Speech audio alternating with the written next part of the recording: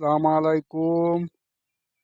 কেমন আছেন সকল বন্ধুরা? সবাইকে শুভ সকাল।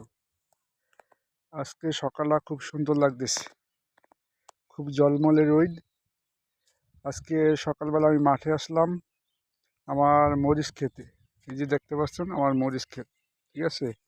এই মরিচটাতে আলহামদুলিল্লাহ মরিচ খেতে অনেক মরিচ পাইছি, ভালো মরিচ পাইছি। এবার মরিচের বাম্পার ফলন হয়েছে।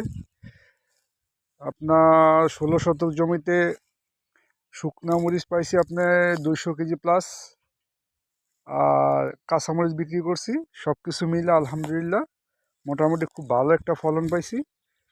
প্রায় 16 শতক জমি, তো 16 শতক জমিতে আপনার 70 থেকে 60 থেকে 70 হাজার টাকা বিক্রি করছি। 60 থেকে 70 হাজার টাকা বিক্রি করছি। আলহামদুলিল্লাহ আমার খরচ হয়েছিল মাত্র 10,000 টাকা। আপনার এটা চাষ করছি এমনভাবে, এটা আপনার আগে ধান ছিল, তো ধানের উপরে আপনি বীজ বপন করছি, ওর থেকে গাছ হয়েছে। তারপর আপনার নিড়ানি খুব কম লাগছে, শুধু একবার সেচ করছিলাম, পানি দিছিলাম। আর আপনার সার ওষুধ কীটনাশক মানে সব কিছু মিলে জিলে আপনার নিড়ানি মিলা সব কিছু মিলে 10,000 টাকা খরচ হয়েছিল আমার।